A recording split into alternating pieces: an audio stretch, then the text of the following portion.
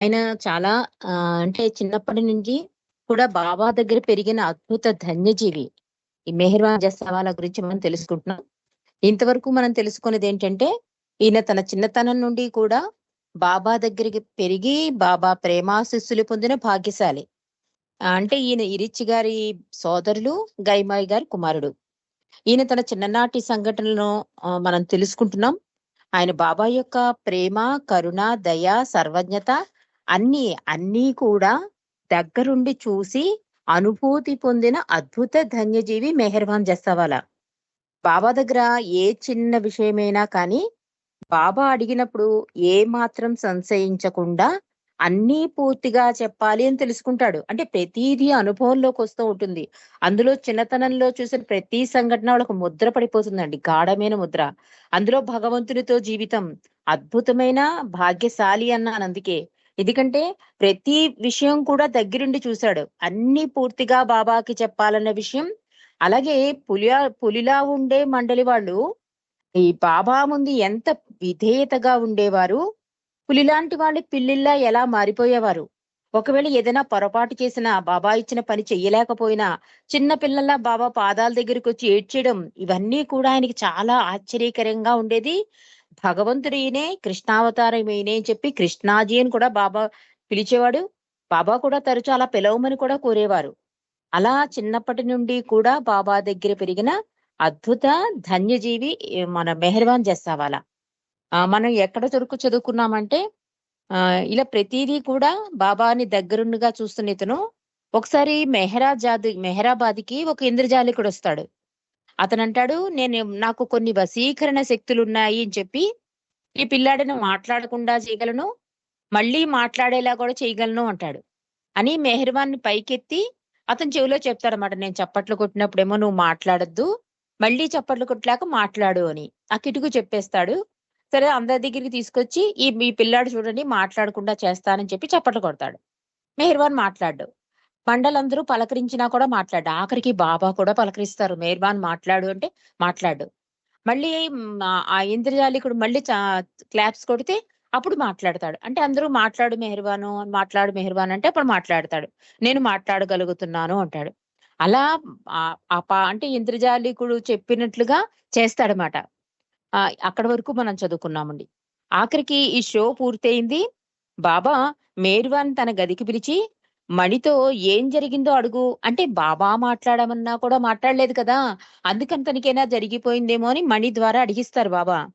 మేర్వాన్ అంటాడు, "బాబా ఏం జరగలేదు. అది చిన్న ట్రిక్ అంతే బాబా. అతను నన్ను మౌనంగా ఉండమన్నాడు. నేను ఉన్నాను" అన్నాడు. బాబా కాదు, నువ్వు అతనికి వశమైపోయావు అన్నారు బాబా. అంటే కాదు కాదు నువ్వు అతనికి వశీకరణలో చిక్కుకుపోయావు. అందుకే మాట్లాడలేదు అన్నారు బాబా. బాబా నేను కొంతసేపు ఆ ఆట సాగాలి అనుకుని మౌనంగా ఉన్నాను బాబా. అతని వశీకరణకైతే నేనేమి వశమైపోలేదు అని చెప్తాడు మెహర్వాన్. అలా సర్వజ్ఞుడైన బాబా మెహరాన్ని సంశయించసాగారు. నిజంగా నువ్వు అతనికి లొంగిపోయావు అంటూ చెప్పసాగారు. దీనికి కొంచెం విరుద్ధంగా జరిగిన సంఘటన కూడా మీకు తెలియజేస్తాను అంటున్నాడు మెహర్వాన్. అంటే బాబా ఆ ఆట పట్టించారు.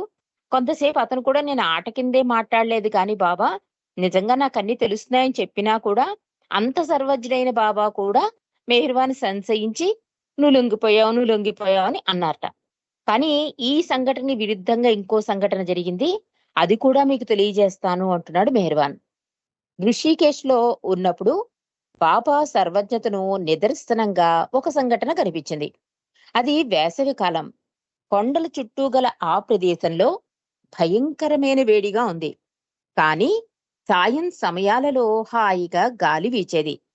బాబా స్త్రీలను గంగా నదిలో ఆ చల్లని నీటిలో స్నానం చేసి రమ్మన్నారు. ఆ నదిలోకి నీరు పర్వత శిఖరాలపై మంచు కరిగి ప్రవహిస్తూ ఉంటుంది. పాలవలే తెల్లగా నీరు ప్రవహించేది. ఆ నీరు ఎంతో మధురంగా తాజాగా ఉండేది. హాయి గొలిపేది. ఒక సందర్భంలో బాబా నదీ తీరంలో ఇసుక తిన్నెలపై నదివైపు వీపు పెట్టి కూర్చున్నారు. అంటే ఏ ఆ వెనుదిరిగి కూర్చున్నారు. అంటే ఆ నీరు కనిపించకుండా రివర్స్ లో కూర్చున్నారు బాబా. వీళ్ళేమో స్నానానికి వెళ్ళారు. స్త్రీలందరూ కూడా. ఆ సమయంలో ఆయన చుట్టూ చాలా మంది చేరి కూర్చున్నారు. బాబా మెహ్రూకి మరో ముగ్గురికి గంగా నదిలో ఈదడానికి అనుమతినిచ్చారు. మిగిలిన వారందరూ బాబాతో మాట్లాడుతూ కూర్చున్నారు. అకస్మాత్తుగా బాబా లేచి నిలబడ్డారు. వెనక్కి తిరిగి వేగంగా నది వైపుకు వెళ్లారు. వెంటనే మెహ్రూని పట్టి పైకి లాగారు. ఆమె సుడిగుండంలో చిక్కుకుని ఉంది. క్షణం ఆలస్యమైతే తప్పకుండా మెహ్రూ మునిగిపోయి ఉండేది. ఆమె అరుపులు ఎవరికీ వినిపించలేదు. కానీ ప్రీతమ మెహర్ బాబా తెలుసుకుని స్పందించారు అని చెప్తున్నాడు.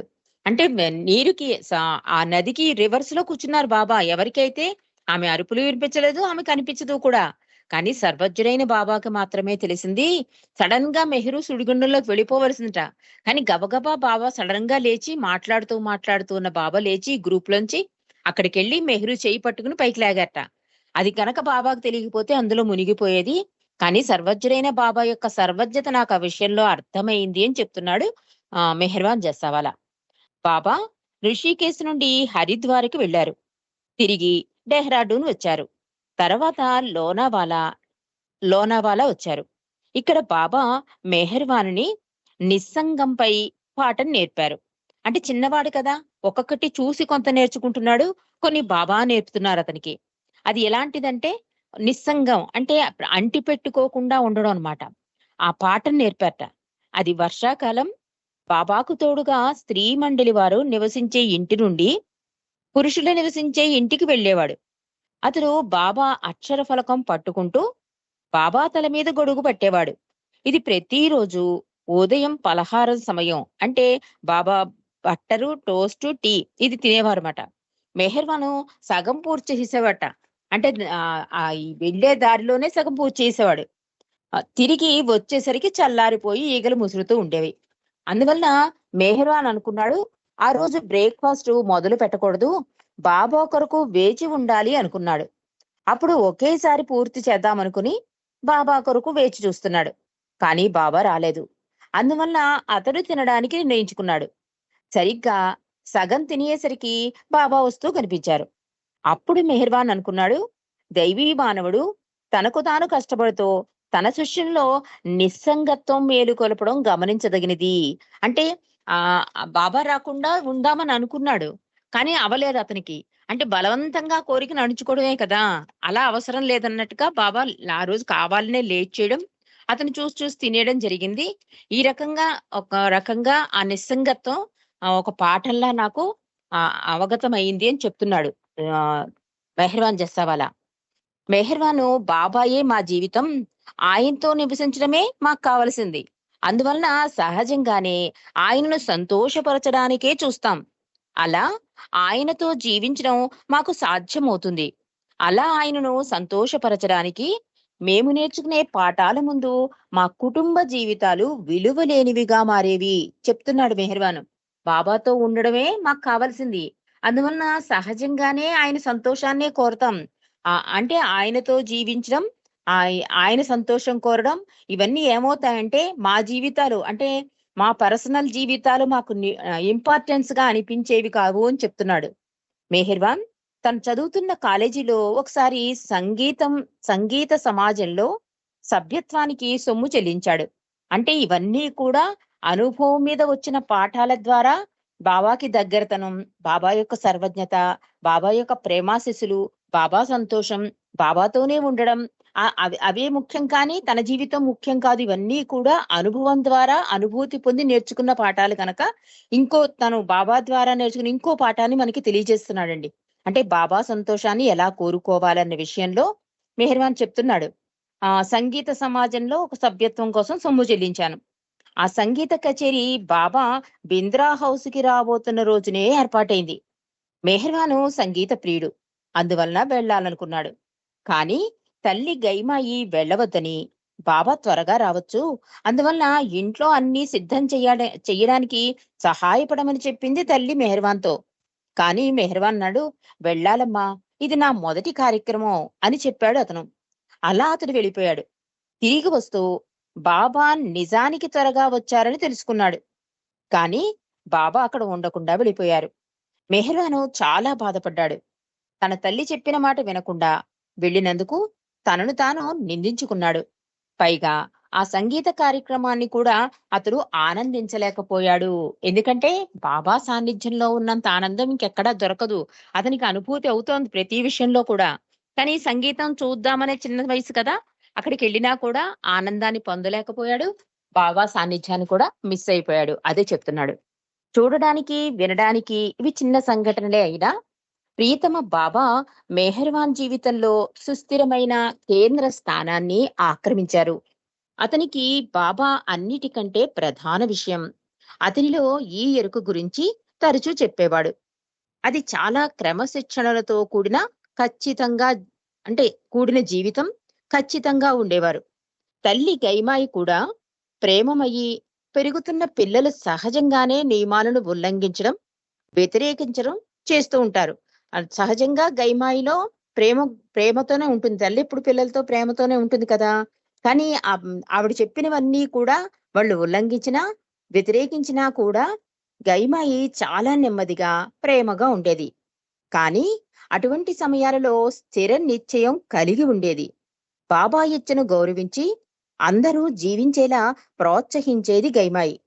ఆమె దగ్గర మంచి అస్త్రం ఉండేది. దానిని ఆమె అప్పుడప్పుడు మాత్రమే వినియోగించేది. తప్పు చేసిన వారితో మాట్లాడడం మానేసేది. ఆ సన్నిహిత ప్రేమ కుటుంబంలో ఈ శిక్ష మరంత బాధాకరమైనది, అవమానకరమైనది. మన ఇంట్లో కూడా పెద్దవాళ్ళు మన పెద్దల్ని చూస్తాం. మన అమ్మమ్మల్ని, తాతల్ని వాళ్ళకి అంటే ఎప్పుడైనా వాళ్ళ కోపం వచ్చిందంటే మాట్లాడడం మానేసేవారండి. 2 డేస్, 3 డేస్. కానీ అది చాలా నరకంగా ఉంటుంది మనకి. వాళ్ళు మాట్లాడే వరకు వాళ్ళ చుట్టే తిరుగుతూ ఉంటాం. గైమా అలాగే చేసేదిట. అంటే ఓర్చుకున్నంత సేపు ఓర్చుకునేది. నెమ్మదిగా చెప్పేది, ప్రేమగా చెప్పేది, బుజ్జగించేది. ఇంకా ఆఖరికి ఏమేది ఒక అస్త్రం ఉండేదట ఆవిడ దగ్గర. ఏదైనా ఒకవేళ ఆ మాట వినకపోయినా, ఏదైనా చేసినా కూడా ఆవిడ మాట్లాడడం మానేసేట. దాంతో అది అనుభవించిన వాళ్ళకి అది నరకంగా ఉండేట. ఎందుకంటే ప్రేమమయి ఆవిడ ఎప్పుడూ ప్రేమగా ఉండే తల్లి మాట్లాడకపోతే పిల్లలు చాలా బాధపడతారు కదా! అది చాలా అవమానకరంగా భావించేవారట. అలాంటి పరిస్థితి రాకూడదని కూడా అనుకునేవారట వాళ్ళు. అది చెప్తున్నాడు మెహర్వాన్. అనుభవంతోనూ, పరిశీలనతోనూ పిల్లలు తప్పనిసరిగా ప్రయోజనాన్ని పొందుతారు. తాము ఎదిగే వయసులో ఒక క్రమశిక్షణా సంస్థ యొక్క మార్గదర్శకత్వంలో పెరిగినప్పుడు అటువంటి జీవితం ముందు జీవితంలో ఎదురయ్యే సమస్యలతో సవాళ్లను ఎదుర్కొనే ధైర్యాన్ని, బలాన్ని, జ్ఞానాన్ని అందిస్తుంది వారికి ఆ జీవితం. మేర్వాన్ జీవితంలో తన తల్లిదండ్రులు ముఖ్యంగా తల్లి గైమాయి నిరంతరం బాబా వాంఛితం, బాబా ఇచ్చ గురించి ఎరుక కలిగించేది. అంటే ఎలర్ట్ చేసేదన్నమాట. ఇది బాబాకు సంతోషం, ఇది బాబా యొక్క ఇచ్చ, మీరు కంపల్సరీ వెళ్ళాలి, ఇది ఆచరించాలి అని ఎప్పుడూ కూడా ఎరుక కలిగిస్తూ ఉండేటండి. మన హృదయంలో నిరంతరం ఆయన అందుబాటులో ఉంటాడు. అంతేకాదు ఎవరైనా బాబాను అసంతృప్తిపరిచే ప్రవర్తన కలిగి ఉన్నప్పుడు ఆ విషయం బాబాకి తెలుస్తుంది. కానీ మెహర్వాన్ విషయంలో తనను తాను మలుచుకోవడం అనేది చాలా సహజంగా ప్రేమతో జరిగింది. అందువలన అంతరంగ ఆనందం, సంతృప్తి అలవడ్డాయి అతనికి. అనవసర ఒత్తిడి, భారం ఏదీ లేకుండానే అది బాబాకు అతనికి మధ్య ఏర్పడిన తీయని బంధం సర్వోన్నతమైన ప్రాధాన్యత కలిగినదిగా ఏర్పడింది. ఆ బంధం తన కుటుంబంతో కాదు, బాబా కోరినట్లు బాబా పైనే ఏకాగ్ర దృష్టి ఏర్పడింది మెహర్వాన్‌కి. ఇరిచ్ విషయంలో కూడా తొలిసారి బాబాను కలిసినప్పుడు జరిగిన సంఘటన దీనికి తార్కాణం చెప్తున్నాడు మెహర్వాను. అంటే అది చాలా సహజంగా ఎందుకంటే బాబా దగ్గరే పెరిగిన బిడ్డ కనుక అంత అద్భుతంగా అది ఒక ఒత్తిడి వలన బలవంతంగా బాబా ఇచ్చిన అంగీకరించడం, బాబా సంతోషాన్ని ఇవేమి కాదు. అది ఆటోమేటిక్ గా ఆయన సాన్నిధ్యంలో గడపడం వల్ల బాబాకే ఇంపార్టెన్స్ ఇవ్వడం, ఆ ప్రాధాన్యత విలువ తెలియడం ఇవన్నీ కూడా అతనికి అనుభవపూర్వకంగా తెలిసాయి కనుక అతనికి బాబాకి మధ్య ఏర్పడిన బంధం అసామాన్యమైనది అని రాస్తున్నారు. కానీ ఇరిచ్చి విషయంలో కూడా తొలిసారి బాబాని కలిసినప్పుడు జరిగిన సంఘటన దీనికి తార్కాణమని చెప్తున్నారు. అది ఎప్పుడంటే 1925 గైమాయి ఆమె కుటుంబంతో కలిసి పెద్ద గుర్రపు బండిలో మెహరాబాద్ వచ్చారు. మెహరాబాద్ సమీపిస్తుండగా గైమాయి బాబా వేచి చూస్తూ ఉండడం కనిపించింది. అకస్మాత్తుగా ఆమెలో కలవరం ప్రారంభమైంది. 2 గుర్రాల బండిపై ఇంతమంది రావడం బాబా ఏమైనా అనుకోగలరని భావించి ఇరిచిని బండి దిగిపో అంది ఇరిచిని. ఇరిచి తల్లి మాటను పాటించి వెంటనే దూకేశాడు. అందులో బండి వెనక భాగంలో చివరగా కూర్చుని ఉన్నాడు ఇరిచి. నడుస్తున్న బండి మీద నుండి కిందకి దూకినప్పుడు గట్టి నేల మీద పడడం వల్ల బాగా దెబ్బ తగిలింది ఇరిచికి. మోచేతులు మోకాళ్ళు కొట్టుకుపోయాయి. కాని ఇది అతని తల్లి చూడలేదు. ఇరిచి రోడ్డు మీద పడి ఉన్నాడు. కాని ఆమె చూపులన్నీ బాబా మీద ఉన్నాయి. మొత్తం కుటుంబ సభ్యులందరూ బాబా ముందు చేరారు. ఆయన మాత్రం ఇరిచి కుంటుకుంటూ మోచేతిని పట్టుకుని రావడం చూశారు బాబా. అతనిని తన వద్దకు రమ్మన్నారు. బాబా ఇరిచిని తన ఒడిలో కూర్చుండబెట్టుకుని ప్రేమతో ఏం జరిగింది అని అడిగారు బాబా ఇరిచిని. తర్వాత బాబా దునిలోని విభూది తీసుకుని ఇరిచి మోచేతి మీద బాబా దునిలోని విభూది తీసుకుని ఇరిచి మోచేతి మీద తగిలిన దెబ్బలను పూశారు బాబా స్వయంగా. దాని చుట్టూ బాబా తన రుమాలు తీసుకుని కట్టారు. బాబా ఎంత ప్రేమ కురిపిస్తున్నారో, ఎంత మృదువుగా నన్ను దగ్గరకు తీసుకున్నారో అనుకుంటూ ఇరిచి, ఎవరైనా నా పట్ల నా తల్లి కంటే ఎక్కువగా శ్రద్ధ చూపిస్తున్నారు అనుకున్నాడు ఇరిచి. బాబా ఇరిచిని తన ఒడిలో కూర్చుండబెట్టుకున్నారు. ఎవరో పెద్ద బుట్టతో మిఠాయిలు తెచ్చారు. వాటిని బాబా అక్కడున్న వారందరికీ స్వయంగా ప్రసాదంగా పంచారు. ఇరిచికి చేతి నిండా పెట్టారు. తన ఆకలిని గ్రహించి ఇచ్చిన ప్రసాదంతో మరింత ఆకర్షితుడయ్యాడు ఇరిచి. ఆయన దయగలవాడే కాదు, ఉదార స్వభావుడు అనుకున్నాడు ఇరిచి. బెంగుళూరు నుండి వచ్చాక గైమాయి తన కుటుంబంతో పూనాకి వచ్చి అక్కడ బింద్రా హౌస్ లో చాలా కాలం నివసించారు. అంటే ఆ దగ్గరతనం, తండ్రి దైవీ మానవుడుగా ఆయన ఉన్నా కూడా ఇరిచి కొత్తలో ఎలా బాబా దగ్గరికి తీసుకున్నారు ఎవరూ గమనించలేదు. అలా బండి మించి ఇరిచి పడిపోవడం బాబా మాత్రమే గమనించారు. ఇరిచి తల్లి దృష్టి ఎక్కడుంది? బాబా మీద ఉంది. అంటే లేటుగా వచ్చామేమో, బండిలో ఇంతమంది కూర్చున్నాం, ఇవన్నీ ఆవిడ అనుకుని బాబా ఏమనుకుంటున్నారో అని కంగారులో ఇరిచి పడిపోయినా చూడలే. కానీ బాబా చూశారు. చూసి దగ్గరికి పిలవడం, ఆయనే స్వయంగా వాటికి విభూతి రాయడం, ఆ రుమాలు కట్టడం, ఆ ప్రసాదము ఇవన్నీ కూడా చిన్నపిల్లల మనసులోనండి ఆ హృదయాల్లో హత్తుకుపోతాయి. చిన్న చిన్న సంఘటనలైనా కూడా ఆ ప్రేమని వాళ్ళు ఆస్వాదించి అది చాలా గాఢముద్ర పడుతుందన్నమాట పిల్లల్లో. ఇరిచి కూడా అలాగే ఫస్ట్ లో భగవంతుడు అనుకోలేదు. ఏమనుకుంటున్నాడు? తన తల్లి కన్నా ఎక్కువ ప్రేమిస్తున్నాడు ఈయన, దయ్యగలవాడు, ఉదార స్వభావుడు అనుకున్నట్టు ఇరిచి కూడా. ఆ తర్వాత విషయం గురించి చెప్తున్నాడు మేర్వాంజస్సవాల. బెంగళూరు నుండి వచ్చాక గైమాయి తన కుటుంబంతో పూనాకి వచ్చి అక్కడ బింద్రా హౌస్ లో చాలా కాలం నివసించారు. 1949 సంవత్సరంలో నవజీవనం ప్రారంభమయ్యే వరకు బాబా బింద్రా హౌస్ కి చాలా సార్లు రావడం జరిగింది. పూనా వచ్చినప్పుడు తన ఇంటికి వెళ్ళినా ఎల్లప్పుడూ బింద్రా హౌస్ లోనే ఉండేవారు బాబా. భోజనం, స్నానం, నిద్ర కూడా వారింట్లోనే చేసేవారు. పూనా చుట్టుపక్కల పర్యటించినప్పుడు ఆయన తన జుట్టును జడగా వేయించుకుని తల మీద టోపీతో ఆ జుట్టుని దాచి ఉంచేవారు. నల్లటి కళ్లద్దాలు వాడేవారు బాబా. ఇలా తానెవరో తెలియకుండా మరుగుపరిచినా చూసిన వారందరూ చాలా వరకు గుర్తుపట్టేవారు. తేరిపారా చూసేవారు బాబా కేసి. ఏదో రకంగా ఆయన వ్యక్తిత్వానికి, అస్తిత్వానికి ఆకర్షింపబడేవారు వారు. బాబా తన దగ్గరున్న కొద్దిమంది మండలి వారితో బింద్రా హౌస్ కు వచ్చేవారు. ఒకసారి పర్యటన ముగించి వచ్చినప్పుడు బాగా అలసి ఉన్నారు బాబా.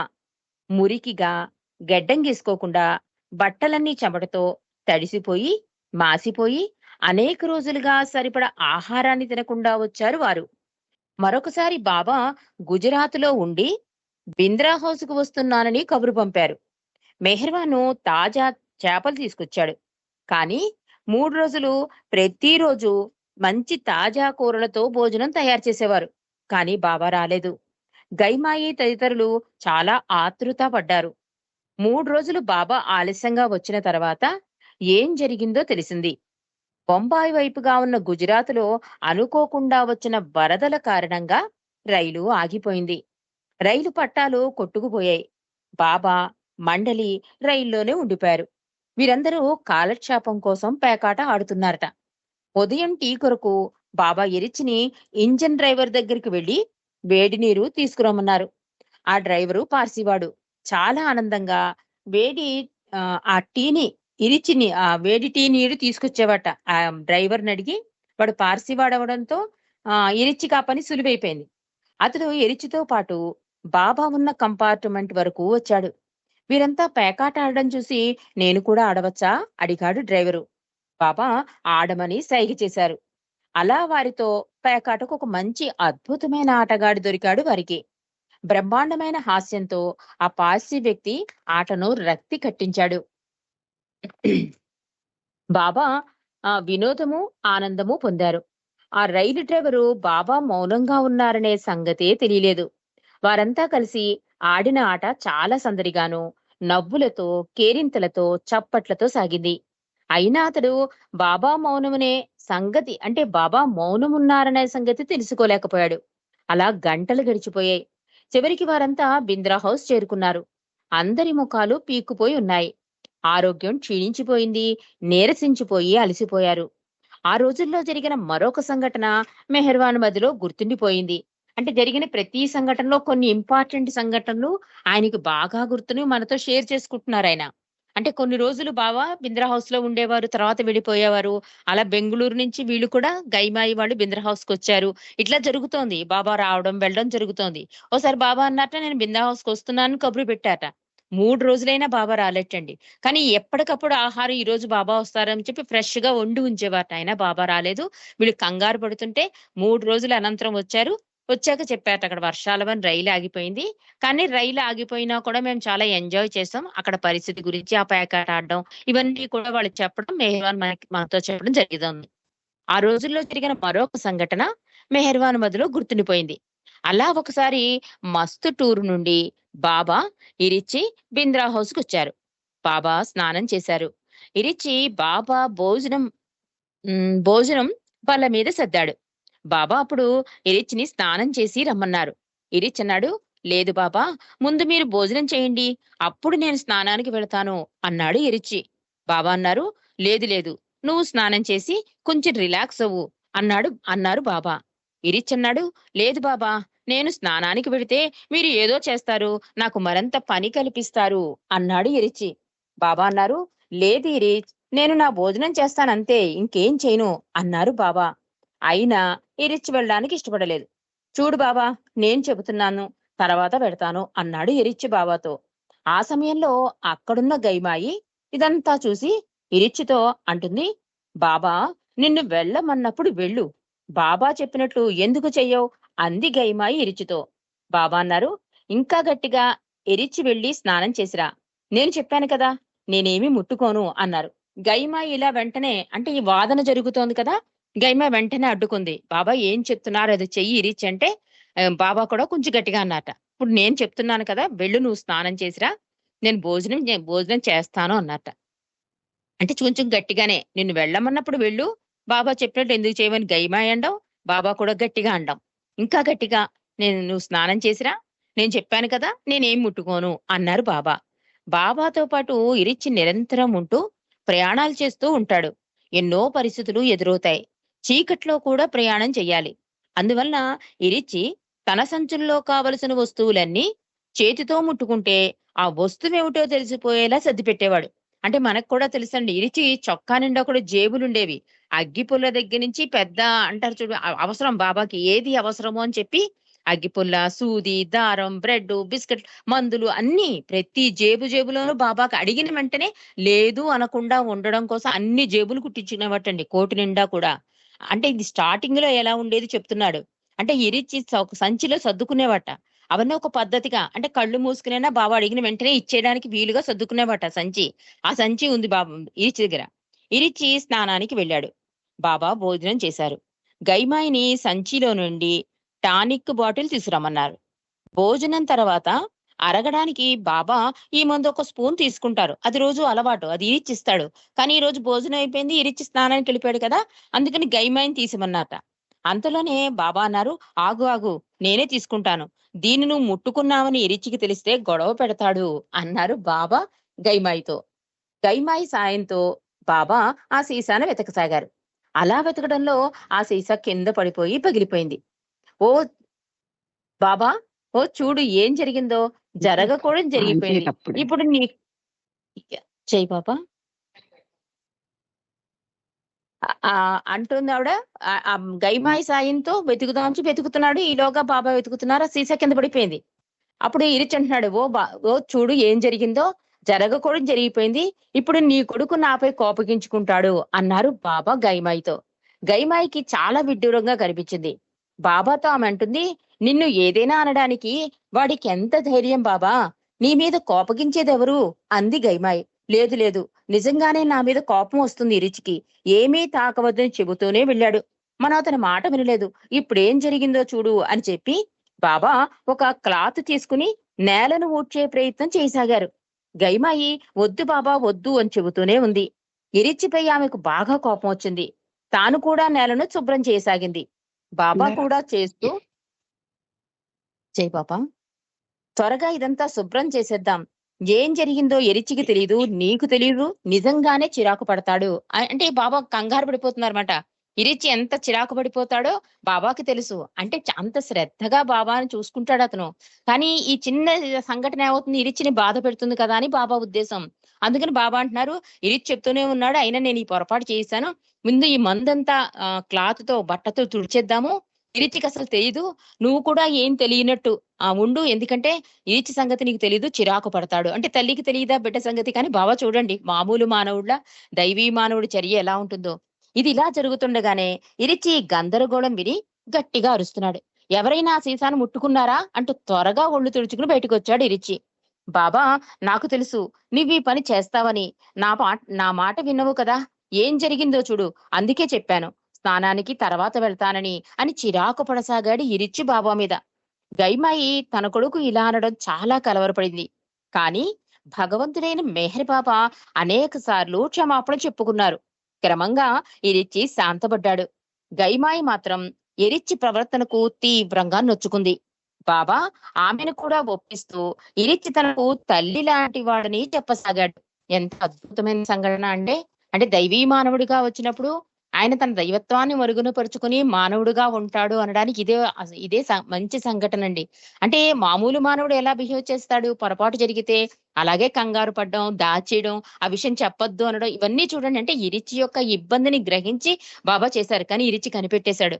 అలాగే విసుకున్నాడు. బాబా కూడా క్షమాపణలు చెప్పడం, పొరపాటు జరిగిపోయింది. ఇదంతా ఏంటో గైమాయికి చాలా గందరగోళంగా, ఇరిచి మీద చాలా కోపంగా అనిపించుట. కానీ ఇరిచి శాంతపడే వరకు బాబా అనేక సార్లు క్షమాపణలు చెప్పుకున్నారు అని రాస్తున్నారు ఇక్కడ. ఎంత అంటే పరిపూర్ణ పాత్ర వహించారు అంటారు ఇరిచి. 100% ఇచ్చేశాడు బాబా ఈ అవతారంలో, మానవుడుగా దైవంగా కూడా. అందుకే గైమాయి మాత్రం ఇరిచి ప్రవర్తనకు తీవ్రంగా నొచ్చుకుంటే బాబా అన్నట్ట, ఇరిచి తనకు తల్లి లాంటి వాడు అని. కాబట్టి ఇరిచి లాంటి వాడు నిజంగా గొప్ప అదృష్ట భాగ్యశాలి అండి. మరిన్ని విశేషాలు రేపు తెలుసుకుందాం. అవతార్ మెహర్ బాబాకి జై. జై బాబా అండి.